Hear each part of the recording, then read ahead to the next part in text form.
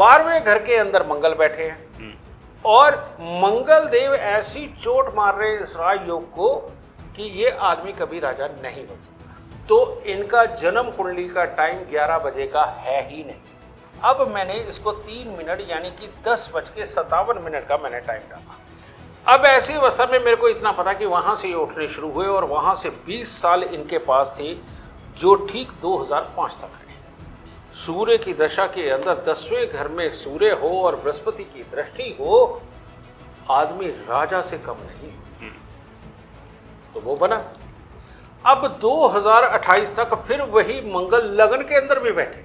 2028 तक दुनिया की कोई भी ताकत नरेंद्र मोदी जी को हिला नहीं सकती कि ये तो पहले से ज्यादा जवान होकर के काम करेंगे ये आने वाले बाकी के साथ। कि 2028 के बाद ये आराम से बैठ के खाएंगे और उसके बाद भी ये उम्र बहुत अच्छी भोगेंगे और 90 साल की उम्र क्रॉस किए बिना ये दुनिया से नहीं जाएंगे। जिस प्रकार से वो आध्यात्मिकता को बढ़ावा देने वाले हैं, जिस प्रकार से वो अच्छे लोगों की सपोर्ट में खड़े हो जाते हैं, तो धर्म के लिए नहीं, नरेंद्र मोदी इंसानियत के लिए जी रहे हैं और उसमें हिंदू मुस्लिम सिख ईसाई नहीं है।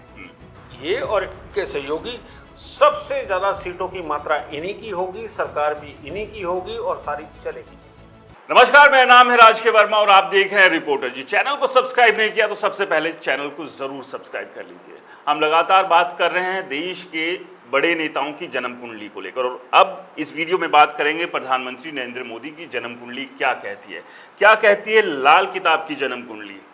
अभी जिस तरह से जिस स्थान पर बैठे हुए हैं प्रधानमंत्री नरेंद्र मोदी, ये कब तक योग उनके जीवन में है, आगे भविष्य में किस तरह की चुनौतियां आ सकती है और इस चुनाव में किस तरह का प्रचंड बहुमत उन्हें मिलेगा या कहीं रोड़े हैं, मुश्किलें हैं। तो क्या कहती है कुंडली, क्या कहते हैं ग्रह नक्षत्र। हमारे साथ देश के जाने माने एस्ट्रोलॉजर गुरु जी वशिष्ठ जी है। गुरु जी, आपका बहुत बहुत स्वागत है। राहुल गांधी, प्रियंका गांधी के बाद प्रधानमंत्री नरेंद्र मोदी की कुंडली भी जानना बेहद माता रानी खुशियां दे, सदा सुखी रखे दाता। तो क्या कहती है प्रधानमंत्री नरेंद्र मोदी की जन्म कुंडली, क्या रहस्य छुपे हैं, कौन से राज हैं जिनका खुलासा आज होगा। यहाँ पर मैं फिर वही चीज़ क्लियर करना चाहता हूँ कि इनकी इंटरनेट पे उपलब्ध जो डेट ऑफ बर्थ टाइम है 17/9/1950 11 बजे दोपहर को, ठीक है, और महसाना का जन्म है। अब आप जो लगन कुंडली इसमें देख रहे हैं, चंद्र मंगल इनके लग्न के अंदर है, बुध सूर्य केतु 11वें घर में है, शुक्र शनि 10वें घर में है और बृहस्पति 4थे घर में और राहु 5वें घर में। अगर इस योग को कोई साबित कर दे कि ये जन्म कुंडली के अंदर ये योग है जिसके कारण ये प्रधानमंत्री है, तो बेटा मैं अपनी तरफ से बहुत कुछ उनके लिए करने को तैयार हूँ। ये अपने आप में बहुत बड़ा चैलेंज है गुरु जी, क्योंकि इस योग के अंदर कोई भी प्रधानमंत्री बन ही नहीं सकता। तो यानी कि ये मान लिया जाए कि जो लगन कुंडली इंटरनेट पर मौजूद है प्रधानमंत्री नरेंद्र मोदी की, वो पूरी तरह से गलत है। बिल्कुल। अब जब नक्षत्रों के आधार पर कोई प्रेडिक्शन करेगा वैदिक में, तो उसमें जरूर निकल आएगा, लेकिन ग्रह की प्लेसमेंट जिस तरह से है उसके हिसाब से अगर कोई भी मुझे बता दे तो ये नरेंद्र मोदी जी की जन्म कुंडली नहीं है। एक कोई एग्जाम्पल अगर आप थोड़ा सा बताएं, क्योंकि बहुत सारे मेरे जैसे भी ज्योतिष के ज्ञानी होंगे जिनको ज्ञान नहीं है, तो थोड़ा सा वो एग्जाम्पल होगा तो व्यूअर्स को और अच्छी क्लैरिटी आएगी। मैं वो एग्जाम्पल दे देता हूँ। वो एग्जाम्पल है कि जब भी जन्म कुंडली के अंदर सूर्य लाभ स्थान के अंदर होता है और उस वक्त में उतनी बड़ी ऊंचाई के लिए इंसान पैदा ही नहीं होता। नहीं तो मेरे को वो जन्म कुंडली ला के दिखाएं जिनके लाभ स्थान में सूर्य और उन्होंने बहुत बड़े काम करे। 1% होता है, 1%, लेकिन वो तभी होता है जब लगन के अंदर कोई ग्रह ना हो। ये योग है, ठीक है। इनके लगन के अंदर चंद्र मंगल और सूर्य बुध केतु इनके 11वें स्थान पर, तो ये राजा की कुंडली है ही नहीं। अब मैं बताने लगा हूं कि जो मैं कुंडली देखने लगा हूं इसी समय के अनुसार, और वो जन्म कुंडली के अंदर मैं बताने जा रहा हूं कि लगन के अंदर चंद्रमा, 11वें घर में कोई ग्रह नहीं, 10वें घर के अंदर केतु बुध सूर्य शनि और शुक्र, ये 10वें घर में और बृहस्पति राहु चौथे घर के अंदर है। ठीक है, ये जन्म कुंडली है। लेकिन अब अगर इस कुंडली को मैं देखता हूं तो ये भी राजा की कुंडली नहीं है, क्योंकि 12वें घर के अंदर मंगल बैठे हैं और मंगल देव ऐसी चोट मार रहे हैं इस राज योग को कि ये आदमी कभी राजा नहीं बन सकता। अच्छा, ठीक है, तो फिर ये कैसे संभव कैसे हुआ कि वो प्रधानमंत्री बने हैं? मैं बताता हूं ना। जी। तो इनका जन्म कुंडली का टाइम 11 बजे का है ही नहीं। इनका यानी कि आप सीधे सीधे कह रहे हैं कि जो 11 बजे का समय दिया गया है जन्म कुंडली का, जो जिसको देखकर ये प्रेडिक्शंस लगाई जाती है, वो समय ही गलत है। बिल्कुल गलत है। मैं ये काम दिन के अंदर 10 बार करता हूं लोगों की कुंडली क्लैरिफिकेशन का, समझ गए ना। उनसे ये पूछता हूँ ये है ये है ये है, जब वो कहते हैं हाँ हाँ हाँ तो फिर समझ लो कुंडली का समय यही है। और जब वो कहते हैं कि ऐसा नहीं है तो वहीं मैं टाइम चेंज करके बना करके उनको देता हूँ कि अब तुम्हारा सही समय ये है। ठीक है जी, उससे आए। अब मैं इसको 3 मिनट पीछे करके देखता हूँ। ठीक है जी, अब मैंने इसको 3 मिनट यानी कि 10:57 का मैंने टाइम डाला। ठीक है, अब ये जन्म कुंडली क्या बन के आई वो मैं आपको बताता हूँ। अब ये जन्म कुंडली बन के आई मंगल और चंद्रमा लगन के अंदर, केतु बुध शुक्र सूर्य शनि 10वें घर में और बृहस्पति और राहु चौथे घर में। ठीक है जी, अब मैंने एक बात राहुल गांधी जी की कुंडली में कही थी कि उनका बुध 5वें में था। ठीक है, और मंगल शुक्र 6ठे में थे। ठीक है जी, तो मैं कह रहा था टकराव हो रहा है, मनोवस्था से जो भाव फूटते हैं, जो विचार फूटते हैं, वो बिखर जाते हैं, उनमें से अपना विचार ढूंढना मुश्किल होता है। इनके आप देखिए कि बृहस्पति और राहु चौथे घर के अंदर बैठे, ना दूसरे घर में कोई ग्रह है ना छठे घर में कोई ग्रह है, इसलिए इनकी स्पीच बहुत जबरदस्त परफेक्ट होती है। और राहु और बृहस्पति ये 12वें घर के मालिक भी हैं दोनों। ठीक है, और जितनी भी मॉडर्न जमाने की सोच, जितनी भी मॉडर्न जमाने की जिम्मेवारियां, जितनी भी मॉडर्न जमाने की इंजीनियरिंग, उसके कारक बृहस्पति राहु होते हैं। और चौथे घर के अंदर पापी ग्रह पाप नहीं करते, यानी कि शनि राहु केतु। तो अब कौन बचे चौथे घर में? सिर्फ बृहस्पति। और बृहस्पति की दृष्टि 5 ग्रहों पे, यानी केतु पे, बुध पे, शुक्र पे, सूर्य पे, शनि पे। अब ये राजयोग नहीं होगा तो और क्या होगा? यानी कि आप ये कह रहे हैं कि जो 11 बजे का समय का जो जिक्र किया जाता है प्रधानमंत्री नरेंद्र मोदी का, वो समय नहीं है, यानी कि 3 मिनट पहले 3 मिनट पहले 10:57 का इनका समय है। तो यानी कि आप ये समय नोट कर लीजिए, जो 10:57 सुबह, ये प्रधानमंत्री नरेंद्र मोदी के जन्म का सही समय है, जो इंटरनेट पर मौजूद है। उससे अगर आप देखेंगे तो आपको सब कुछ उल्टा और गड़बड़ दिखेगा। सही देखना है तो ये समय। जी गुरु जी, आगे क्या कहती है? आगे अब हम आते हैं। ठीक है जी, और इस जन्म कुंडली के अनुसार अगर हम देखें, ठीक है, तो 1985 से इनकी शुक्र की दशा लगी। वहां से लगातार जीवन के अंदर आगे बढ़ना, क्योंकि 10वें घर से बढ़िया तो कोई घर ही नहीं है शुक्र के लिए। और एक योग है जन्म कुंडली के अंदर, लाल किताब के अंदर जो बताया जाता है कि शुक्र 10वें घर में हो और चंद्रमा पहले, दूसरे, चौथे या 7वें घर में हो, आदमी को दुनिया की सबसे टॉप क्लास लग्जरीज का सुख मिलता है। ये योग है। तो शुक्र की दशा आते ही वो योग शुरू हो गया।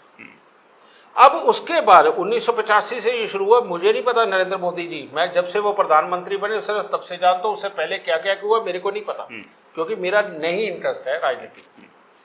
अब ऐसी अवस्था में मेरे को इतना पता कि वहां से ये उठने शुरू हुए और वहां से 20 साल इनके पास थे, जो ठीक 2005 तक रहे। ठीक है जी, 2005 के बाद इनके ऊपर आई सूर्य की दशा। सूर्य की दशा के अंदर 10वें घर में सूर्य हो और बृहस्पति की दृष्टि हो, आदमी राजा से कम नहीं, तो वो बना। अब उसके बाद फिर आई चंद्रमा की दशा, जो 2011 से लेके 2021 तक, तो ये और सुपर थी। उसका कारण चौथे घर में बृहस्पति और पहले लगन के अंदर चंद्रमा, इससे सुपर योग तो लाल किताब के अंदर कोई और बोलते ही नहीं। कि जो खजानों का भंडारी और अपनी अकल से सब कुछ कर जाने वाला, कारण क्या? लगन में चंद्रमा 11वें घर में और तीसरे घर में कोई ग्रह नहीं, तो कोई भी इनको डिस्टर्ब करने वाला तो था ही नहीं कोई ग्रह, मैं ग्रह की बात कर रहा हूं। तो ऐसी अवस्था में 2021 तक का जो मन चाहा वही किया, जो मन चाहा वही किया, वो सब चला। अब महादशा आ गई मंगल की 2021 से लेकर 2028 तक।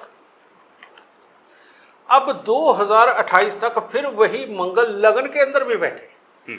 अगर चंद्रमा को मंगल की सपोर्ट मिली और उन्होंने इतनी जबरदस्त विल पावर के साथ काम किया, तो क्या मंगल के समय चंद्रमा सपोर्ट करके उनको अच्छी बुद्धि और विल पावर नहीं देगा? क्योंकि दोनों तो लगन में है।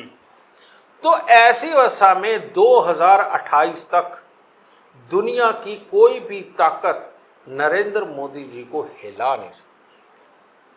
ठीक है, अब इन्होंने बेशक खुद असूल बनाया 75 साल की उम्र तक कि उसके बाद कोई प्रधानमंत्री नहीं रहेगा या कुछ भी, पर मैं आप सबको ये यकीन दिला देता हूं कि 2028 तक नरेंद्र मोदी ही रहे। ये अपने आप में बहुत बड़ा खुलासा है, बहुत बड़ा दावा है, क्योंकि इस बात पर तो इस वक्त एकदम गर्मा गर्मी है। तमाम अभी केजरीवाल खुद ये कह रहे थे कि ये जो 75 साल के जो लोग हो गए नेता, उनको तो उन्होंने ठिकाने लगा दिया, लेकिन अपनी बारी में ऐसा नहीं होगा, क्योंकि अब ग्रह जो उनके कह रहे हैं वो इतने स्ट्रॉन्ग है कि यानी कि जो हम ये मान कर चल रहे थे कि 2026 के आसपास वो 75 साल के हो जाएंगे, तो यानी कि अगली टर्म जो आएगी उस तक तो ये पूरा का पूरा प्रधानमंत्री का कार्यकाल करेंगे। मैं आपको एक बात बताता हूँ, सारी दुनिया ये कहती है कि चंद्रमा वृश्चिक राशि में नीच के, अगर नीच की महादशा यानी कि नीच के ग्रह की महादशा के अंदर वो इतने तंदुरुस्त रहे हैं, तो मंगल अपनी ही राशि में आने के बाद कितने तंदुरुस्त होंगे? कहने का मतलब ये है कि ये तो पहले से ज्यादा जवान होकर के काम करेंगे ये आने वाले बाकी के साल। यानी कि अब जो भी कंपटीशन की तैयारी कर रहा है वो 2029 के हिसाब से करे, 2024 तो भाई साहब भूल जाइए।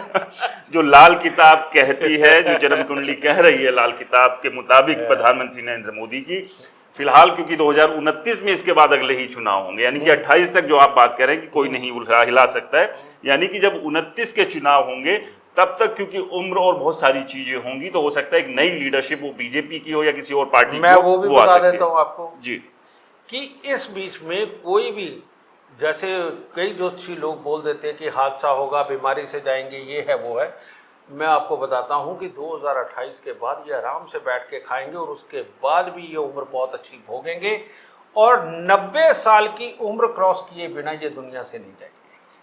ये टेंशन क्यों दे रहे हो आप बाकी लोगों को? तो पता नहीं कितने लोग क्या क्या उल्टी सीधी दुआएं मांग रहे होंगे। आपने कह दिया कि अभी 5 साल नहीं हुई तो और 15-20 साल जो टेंशन लेके रखेंगे। 2028 के बाद ये बहुत टॉप क्लास एडवाइजर बनके भले ही पद पे ना हो पर पावर सारी इनके हाथ में होगी तब सोगे, क्योंकि वो भी कुंडली में योग नजर आ रहा है, मैं क्या कर सकता हूँ।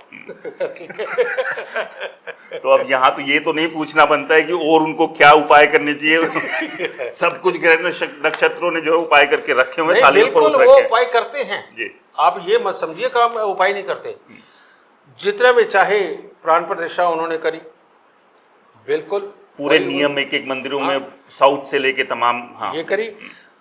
जितनी वो भोलेनाथ की पूजा अर्चना करते हैं, जिस प्रकार से वो आध्यात्मिकता को बढ़ावा देने वाले हैं, जिस प्रकार से वो अच्छे लोगों की सपोर्ट में खड़े हो जाते हैं, मैंने ऐसी बहुत सारी बातें सुनी हैं कि एक आम आदमी जो कभी सपने में भी नहीं सोचता था, अगर उसने वो पीएम का पोर्टल कौन सा है उसके ऊपर अगर अपनी समस्या लिख ली तो डिपार्टमेंट आकर के खुद घर पे आदमी से पूछता तेरे को प्रॉब्लम क्या है।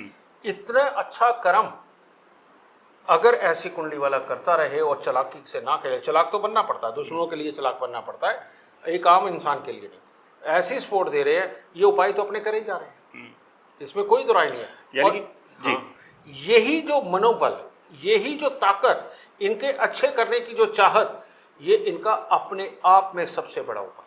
यानी कि ये कहना चाह रहे हैं सीधे सीधे जो अपने धर्म के प्रति भी समर्पण है, वो फल जो दे रहा है। कहीं अगर कुछ ग्रह नक्षत्र थोड़े बहुत इधर उधर होते भी तो उन्होंने उनको एकदम सेट करके रखा हुआ है। आपको एक मैं बात बताता हूं, अगर आप धर्म की बात करें तो धर्म के लिए नहीं, नरेंद्र मोदी इंसानियत के लिए जी रहे हैं।